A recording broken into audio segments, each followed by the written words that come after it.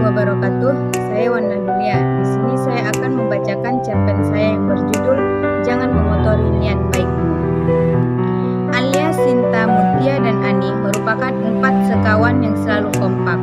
Pada suatu ketika, Ani mengalami kecelakaan hingga menyebabkan kedua kakinya patah.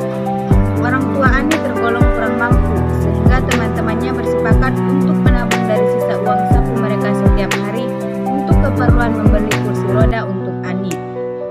Alia menabungkan uang koinnya ke dalam sebuah celengan, namun ternyata ada orang yang telah mengambil uang dari celengannya. Siang hari yang cukup terik, Alia, Sinta, dan Mutia baru saja pulang sekolah. Mereka berjalan beriringan sambil berbincang dengan ceria. Alia, kira-kira sudah berapa banyak uang yang kamu kumpulkan hingga hari ini? Mutia bertanya pada Alia.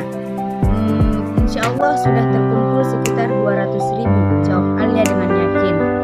Uang yang aku kumpulkan sekitar 600.000 ya, berarti hampir cukup untuk mengembalikan kursi roda untuk Ani. Mutia terlihat senang, begitu pula Alia dan Sinta. Nih, sisa uang saku hari ini, setiba di rumah nanti aku akan tambahkan uang ini ke dalam celenganku, ujar Alia sambil memperlihatkan 4 koin 5 koin ratusan. Iya, aku juga selalu menyisakan uang sakuku setiap hari, lanjut Mutia. Bagus, berarti kita selalu melakukan hal yang sama setiap hari untuk satu tujuan, yaitu membantu teman yang membutuhkan pertolongan. Sinta menyupai. Semoga Allah Subhanahu wa Ta'ala meridhoi, kata Alia diamini oleh orang lain. Ketika tiba di pertigaan jalan, Alia berpamitan pada kedua temannya karena telah tiba di rumahnya. Sinta, Mutia, aku pulang dulu ya, atau kalian mau mampir ke rumahku dulu untuk minum, ajak Alia. Terima kasih Alia, kami langsung pulang saja. Assalamualaikum, jawab Sinta dan Mutia. Waalaikumsalam, hati-hati ya, ucap Alia sembari memandangi kedua temannya. Assalamualaikum Bunda. Alia segera masuk ke dalam rumah. Waalaikumsalam Alia, jawab Bunda dari dapur.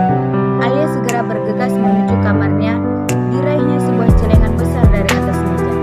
Cering cering cering, Alia menguncangkan celengannya dan sejenak ia mengerutkan dahinya. Raut mukanya terlihat kecewa. Loh, kok isinya hanya sedikit? Padahal setiap hari aku selalu mengisinya. Seharusnya isinya sudah hampir penuh. Aneh sekali. Alia tampak berpikir. Ia mengguncang-guncangkan celengannya sekali lagi dan kali ini lebih keras. Ada apa Alia? Bunda tiba-tiba telah masuk ke kamar Alia. Ini Bun, Alia sedang bingung nih, kok celengan tidak penuh-penuh, padahal Alia telah mengisinya setiap hari. Alia menyerahkan celengan berbentuk induk ayam itu kepada Bunda. Coba sini Bunda lihat. Bunda mengguncang-guncangkan celengan Alia, kemudian mengamatinya dengan teliti. Loh, celenganmu rusak ya? Lanjut Bunda sambil menunjukkan ke arah lubang celengan yang terkikis. Sejak kejadian itu, Alia menjadi lebih waspada. Ia tidak mencurigai ayah, Bunda, atau Bisurti pembantu yang setia. Satu-satunya yang ia curigai adalah Dafa. Dafa adiknya akhir-akhir ini sedang ketagihan main game online di warnet. Dan Alia sering memergoki Dafa main game bersama teman-temannya. Alia berpikir Dapalah si pencuri uangnya, dan uang itu tentunya digunakan untuk main game. Awas kamu Dafa, kalau tertangkap akan kakak adukan pada ayah dan bunda, kata Alia dalam hati. Alia segera mencari ide dan mengatur strategi untuk membuktikan dugaannya tersebut. Aku yakin rencanaku pasti berhasil. Alia pun tersenyum sendiri. Sore itu, Alia sedang duduk di teras rumah. Ia membawa uang koin 500-an dan 1000-an yang cukup banyak, karena ia baru saja menukarkan uang koin itu. Ia lalu memainkan sehingga terdengar bunyi cering cering cering, dan tiba-tiba datanglah Dafa mendekatinya. Wah, uang kakak Alia banyak sekali. Dafa terlihat heran.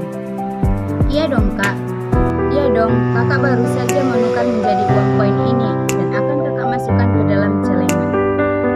Yang namanya menabung, kamu punya tabungan kak? Boda Alia sambil terus-terus mengamati ekspresi Dafa. Aku tidak punya tabungan kak, Dafa menggelengkan kepalanya. Ya jelas kamu tidak punya uang saku,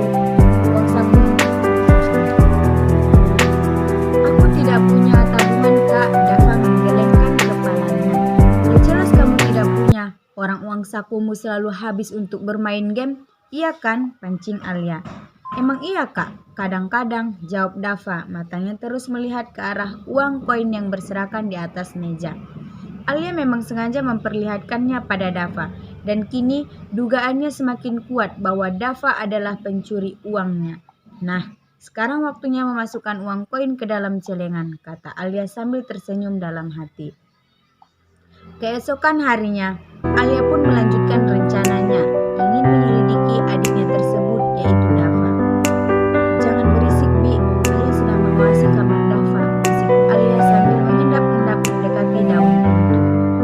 Ih, Alia seperti seorang polisi yang akan menangkap maling, jawab Bisurti tertawa sambil tertawa geli. Bisurti bicara pelan-pelan dong, nanti ketahuan. Alia meletakkan jari telunjuk ke mulutnya. Ya sudah, Bisurti kedap menunduk. Kemudian, wanita setengah baya itu meninggalkan Alia yang masih sibuk dengan pengintaiannya. 1 menit, 2 menit, 30 menit berlalu sudah. Alia pun mulai was-was. Jangan-jangan dugaanku salah. Tetapi kalau bukan Dava, siapa lagi? Bisik hatinya. Tiba-tiba dengar bunyi dari pintu yang dibuka. Alia kembali mengintip melalui lubang kunci. Ia melihat Dava yang sedang memasuki kamarnya. Alia menahan nafas. Ia terus mengamati dengan sabar. Alia melihat Dava mulai mencongkel uang koin dari dalam celengannya. Akhirnya, Alia tidak sabar lagi. Ia pun keluar dari kamar Bisurti dan menghadap Dava di depan pintu kamarnya. Alia pura-pura batuk.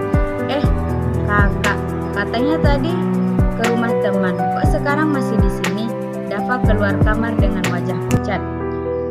Iya, tetapi itu hanya strategi kakak, kata Alia ketus. Selama ini, kamu kan yang mengambil uang dari celengan kakak, lanjut Alia penuh amarah. Iya kak, tetapi uang itu bukan untuk main game kok. Uang itu kukumpulkan untuk... Dava tidak melanjutkan jawabannya. Mendengar suara ribut-ribut, ayah dan bunda sedang membaca buku di ruang keluarga segera datang. Alia, Dava, ada apa? Tanya ayah sambil menatap Alia dan Dava bergantian. Ayah, bunda, ternyata Dava yang selama ini mengambil uang tabungan Alia. Dia kan hobi main game. Mungkin uang yang digunakan untuk main game.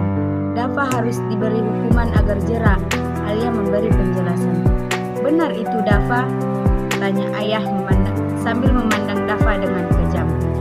Ayah terlihat sangat marah.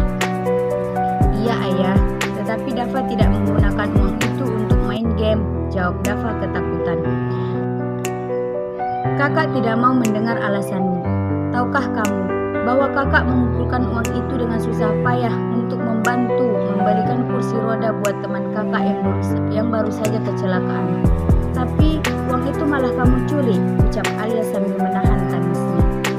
Masya Allah Alia, niat kamu sangat luhur, tapi bunda mohon bersabarlah nak, jangan nodai niat baikmu dengan amarah, ucap ibu sambil mengelus kepala Alia. Dava, coba sekarang jawab pertanyaan ayah nak. Apakah betul kamu yang telah mengambil uang ke Alia dari celengannya? Tanya ayah dengan lembut namun tegas. Benar ayah, Dava yang mengambilnya. Dava menjawab sambil menunduk. Lalu, untuk apa kamu mengambil uang ke Alia? Ayah dan bunda kan sudah memberi uang jajan yang cukup. Mengapa harus mencuri? Tanya ayah. Dava punya teman baru namanya Amin.